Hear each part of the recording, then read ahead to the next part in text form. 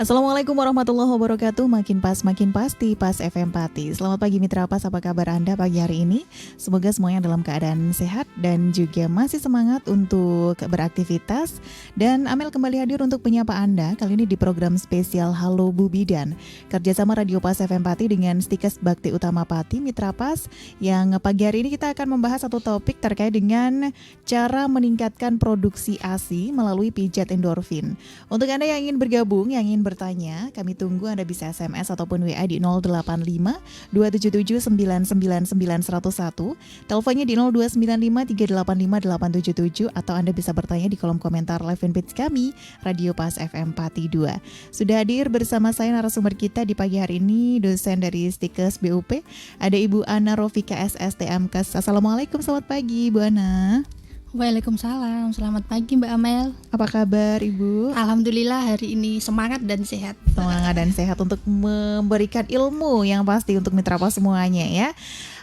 Mungkin bisa dijelaskan dulu ini Bu, cara meningkatkan produksi ASI melalui pijat endorfin ini seperti apa biar masyarakat Pati semuanya paham ya. Monggo. Oke. Baik.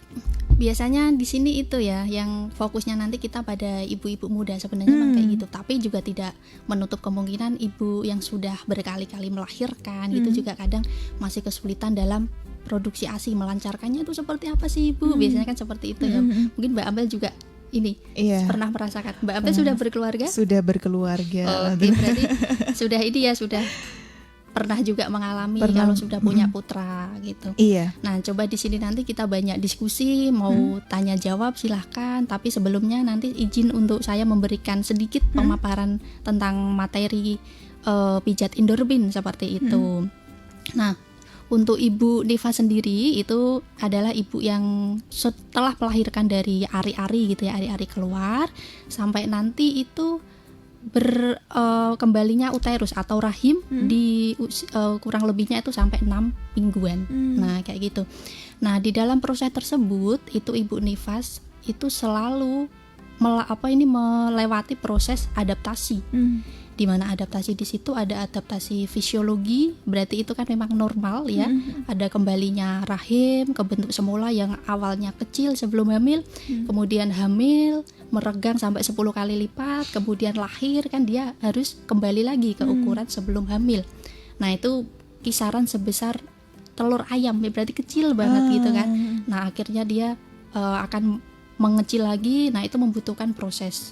Kemudian juga di saluran pencernaan, kemudian juga saluran ASI, payudara itu mengalami perubahan semua.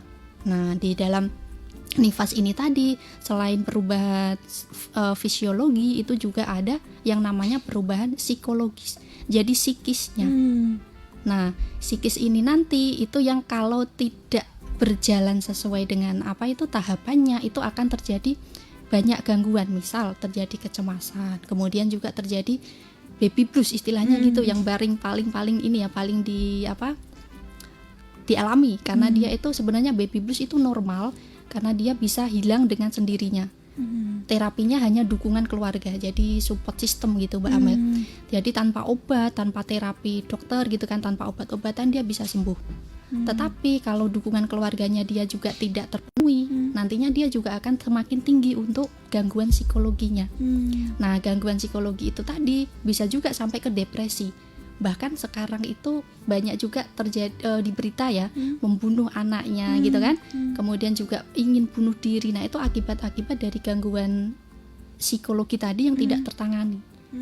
Apalagi kalau dia pada saat hamil itu sudah mengalami kecemasan ataupun ini bipolar. Itu kan banyak sekarang untuk masalah-masalah seperti itu. Nah, pada saat dia nifas itu semakin tinggi nantinya kejadian atau angka resikonya untuk kembali lagi dia terjadi gangguan psikologi itu gitu.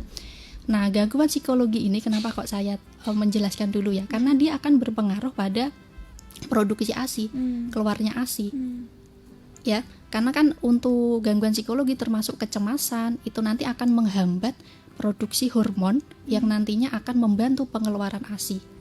Dimana di sini itu ada hormon prolaktin dan juga oksitosin. Nah, dua hormon ini yang nanti akan berperan full untuk memperlancar ASI. Oke, nah kemudian pada saat ini prevalensi kejadian untuk kecemasan pada ibu menyusui itu memang banyak, apalagi ibu-ibu muda, momi-momi muda gitu kan, yang belum pernah ada pengalaman full bagaimana untuk menyusui, bagaimana cara melancarkan ASI, walaupun di awal-awal itu pastinya tenaga kesehatan terutama paling yang dekat dengan masyarakat itu kan bidan gitu ya Mbak. Untuk kunjungan pemeriksaan hamil dan lain pastinya bidan juga memberikan nanti untuk memperlancar ASI bisa makan yang banyak gitu kan, istirahat cukup, kemudian juga ada sekarang itu apa itu namanya asuhan-asuhan yang non farmakologi atau tidak tanpa obat itu tadi. Terutamanya di yang paling banyak sekarang masih banyak digemari itu kan komplementer, asuhan-asuhan komplementer. Mbak Amel pernah dengar? Tidak pernah. Oke. Belum paham. Ya, jadi nanti coba kita ini ya diskusi di sini. Jadi asuhan komplementer salah satunya yaitu tadi pijat endorfin itu tadi. Fungsinya nanti dia untuk membantu untuk kelancaran ASI-nya di situ. Sebenarnya kalau pijat endorfin ini mungkin hanya ini ya bahasanya yang di apa ilmiah seperti itu. Sebenarnya kalau untuk realisasinya itu dia itu hanya semacam sentuhan lembut. Sentuhan lembut. Nah, kemudian nanti itu dari semua tubuh. Jadi paling awal itu di bagian atas dulu. Bisa lengan gitu kan, kemudian sampai tangan, nah punggung. Kalau kita nggak pada masa-masa menyusui pun kalau dipijat kan seneng gitu ya Mbak, seneng rileks ya, menimbulkan hormon-hormon bahagia atau kebahagiaan yang biasanya disebut itu hormon endorfin. Kalau di dalam tubuh itu sebenarnya sudah ada hormon itu, memang alami diproduksi dari tubuh, tetapi cara memicunya, nah itu yang banyak sekali caranya. Mbak Amel suka belanja? Suka. Nah itu salah satu untuk meningkatkan hormon endorfin. Suka belanja, kalau suka makan coklat, es krim itu bisa. Termasuk juga salah satunya di masas atau dipijat. Nah itu juga bisa menimbulkan atau merangsang hormon endorfin yang memang sudah alami ada di dalam tubuh, itu bisa keluar. Seperti itu. Menarik sekali memang ya. Nah ini untuk menumbuhkan bagaimana hormon-hormon. Memang secara psikologi ini memang harus ibu menyusui, dari mulai ibu hamil kemudian ibu menyusui, ini memang secara psikologi harus benar-benar ini ya Bu ya. Tidak boleh ada ketakutan, kecemasan, kekhawatiran. Ini memang harus ditekan seperti itu ya Bu ya. Iya betul Mbak Amel. Karena apa, dari data juga ya, kita kan tetap per tahunnya kan ada data-data. Mungkin itu laporan dari bidan, puskesmas atau kabupaten dan sampai ke negara gitu kan. Nah itu memang untuk kecemasan pada ibu menyusui itu masih tinggi. Maka dari itu kan nanti kalau tidak ditangani, cakupan untuk ASI eksklusif gitu kan, di negara kan ada cakupan ASI eksklusif itu tidak akan terpenuhi. Akhirnya bayinya bagaimana? Soalnya untuk ASI itu kan makanan terbaik, makanan paling jos istilahnya gitu ya Mbak Amel, untuk bayi. Walaupun ada susu formula atau meniru gitu ya, meniru isi yang ada di dalam ASI, tapi tidak bisa 100% dia itu menyerupai ASI, itu nggak bisa. Tetap ASI itu nomor 1. Begitu. Oke. Yang pasti kembali lagi untuk peran keluarga. Ini sangat penting ya, untuk keluarga harus selalu support ibu hamil dan juga ibu menyusui ini yang pasti ya. Oke Mitra Pas, menarik sekali pembahasan kita di pagi hari ini. Untuk Anda yang ingin bergabung juga masih kami tunggu. Anda bisa SMS ataupun WA di 085277999101 atau bisa telepon di 0295385877. Anda juga bisa bertanya di kolom komentar live fanpage kami Radio Pas FM Pati 2. Tetap ngepas di 101 FM Radio Pas Pati, saluran informasi warga Pati.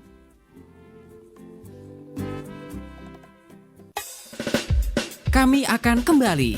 Anda masih bersama 101 FM Radio Pas Pati. Radio Pas Pati. 101 FM Radio Pas Pati, saluran informasi warga Pati, masih di program spesial Halo Bu Bidan kerjasama Radio Pas FM Pati dengan Stikes Bakti Utama Pati Mitra Pas. Dan pagi hari ini kita masih membahas mengenai cara meningkatkan produksi ASI melalui pijat endorfin.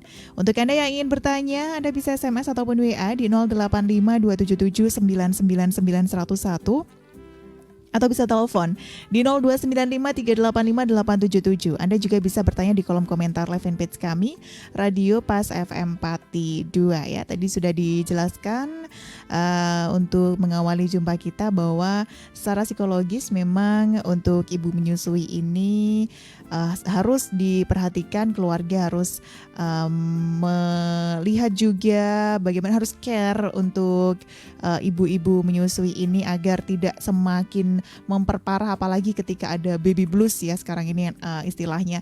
Ketika baby blues anak pertama mungkin karena memang bayinya rewel, suka bangun tengah malam, kemudian kebiasaan-kebiasaan ini yang memang belum terbiasa untuk ibu-ibu muda, ibu-ibu awal menjadi ibu seperti itu, dan kemudian ada yang namanya baby blues. Nah, ini peran dari keluarga ini sangat penting untuk mendukung sang ibu ini agar lepas dan nantinya tidak memperparah, karena baby blues ini bisa sembuh seperti itu ya Bu ya.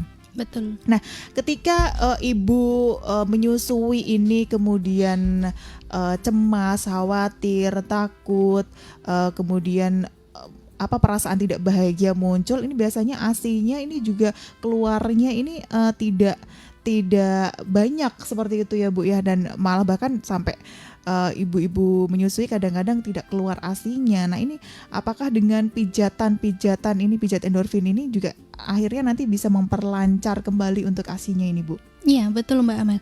Karena apa? Di dalam pijat endorfin ini nanti itu dia akan merangsang hormon endorfin tadi, hormon kebahagiaan gitu ya. Jadinya kalau kita bahagia, kita tidak cemas gitu kan.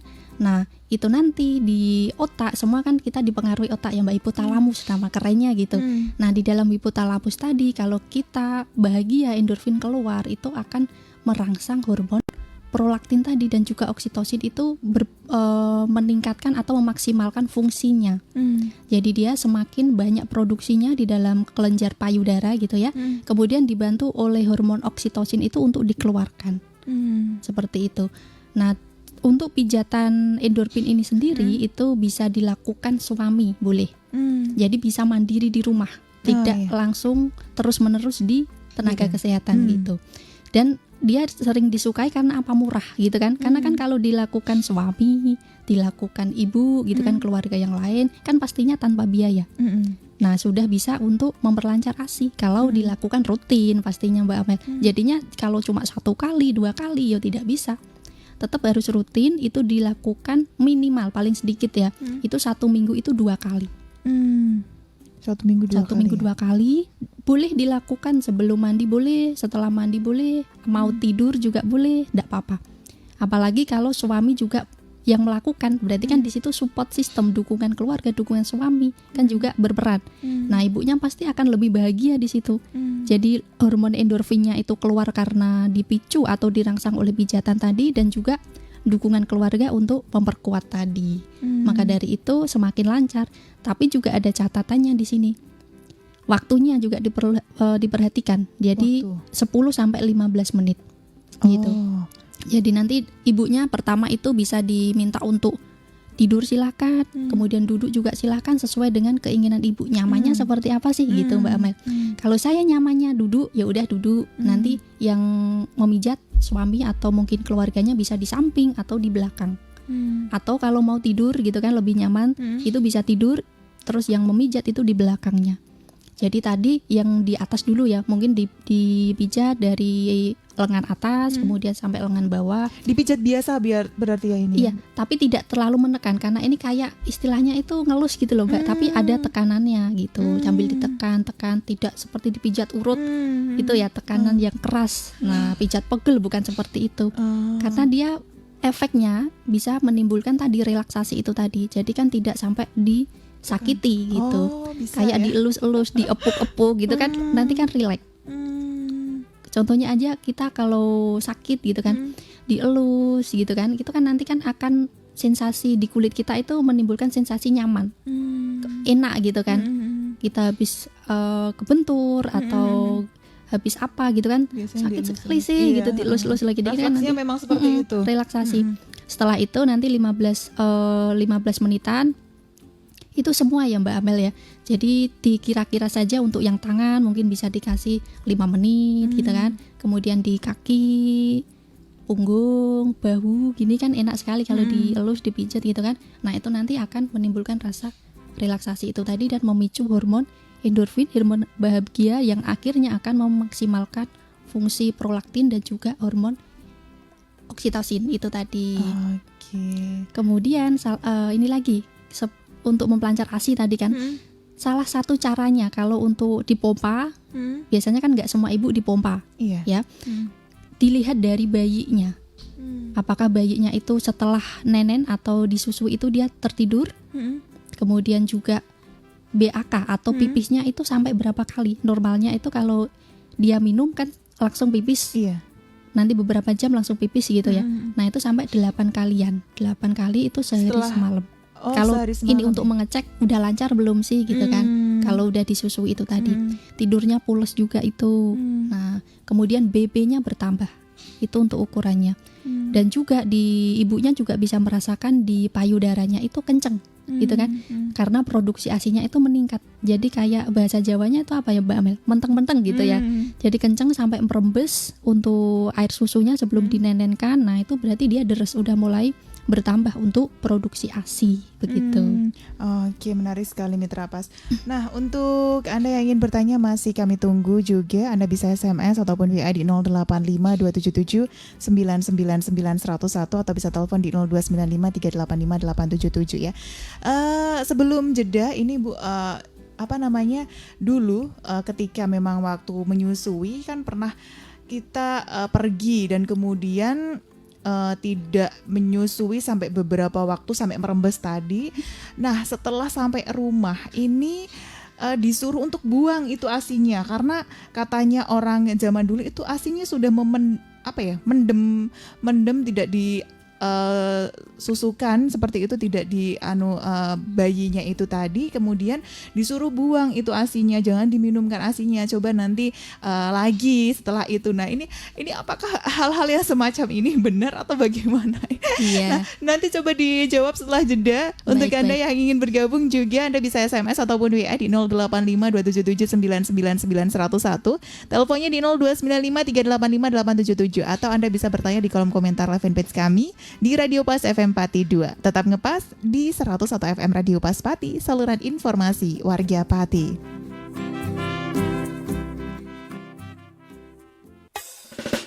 Kami akan kembali. Radio Pas Pati.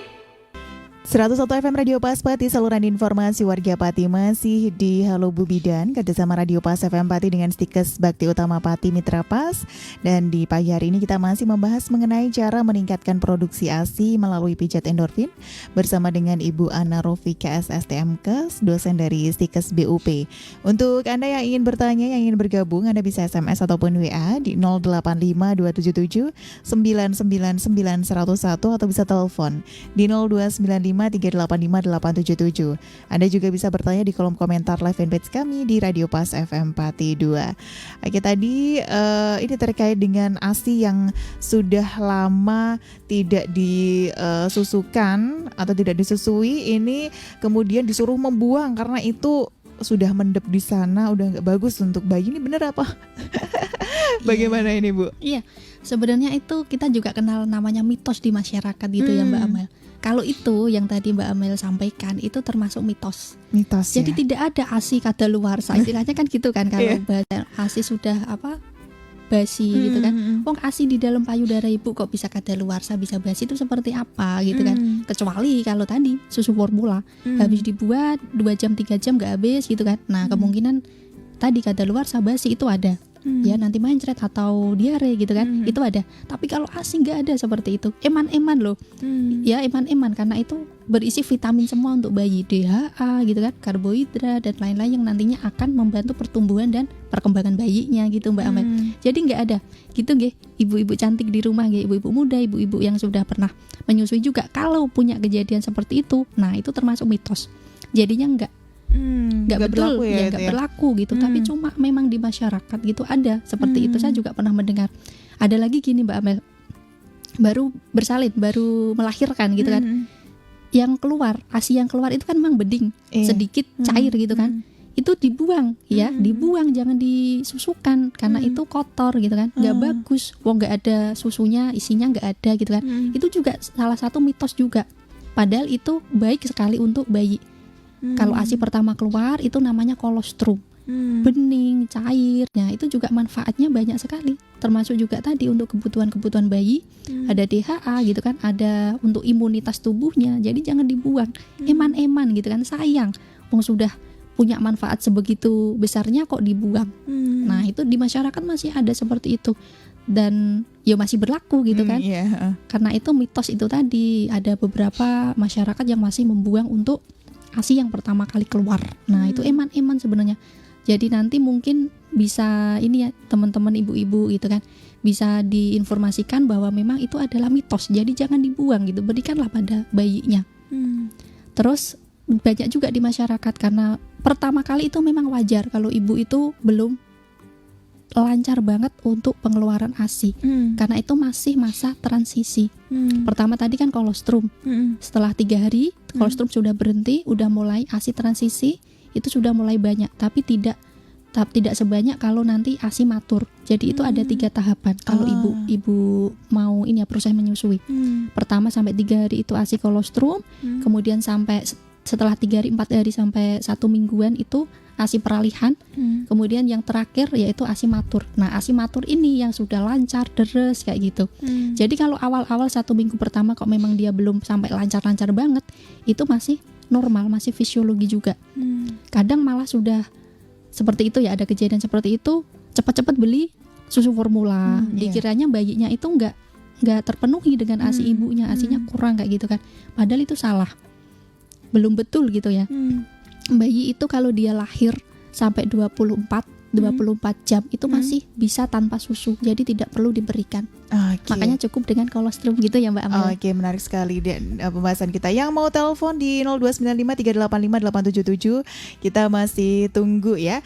Dan kalau misalkan ini Bu kan biasanya sebelum melahirkan ini sudah diwanti-wanti oleh ibu bidannya biasanya. Kalau misalkan disuruh untuk memijat dulu biar nanti ketika lahir nanti ASInya lancar. Nah, sebelum melahirkan ini biasanya ada yang beberapa sudah keluar ini ASInya, sudah keluar ASI, dan apakah kalau misalkan si bayinya lahir ini masih ada kolostrum tadi atau yang sudah terbuang pas ketika tadi sebelum melahirkan ini Bu? Ya, kalau untuk tadi ya biasanya memang ada beberapa kasus ibu itu masih hamil, tapi dia udah hamil TM3 atau udah hamil tua di masa-masa mau menjelang persalinan gitu kan.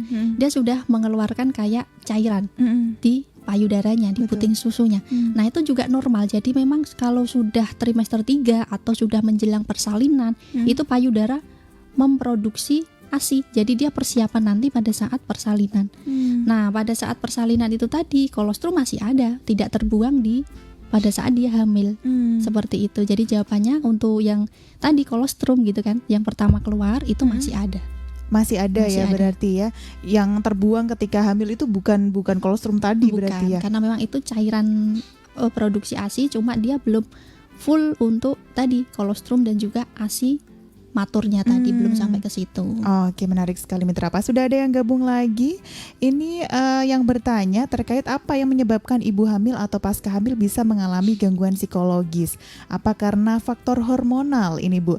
Untuk yang gabung sabar dulu, kita jeda dulu. Untuk Anda Mitra Pas yang ingin bertanya juga masih kami tunggu. Anda bisa SMS ataupun WA di 085277999101. Teleponnya di 02953858777. Atau Anda bisa bertanya di kolom komentar live fanpage kami Radio Pas FM Pati 2. Tetap ngepas di 101 FM Radio Pas Pati, saluran informasi warga Pati.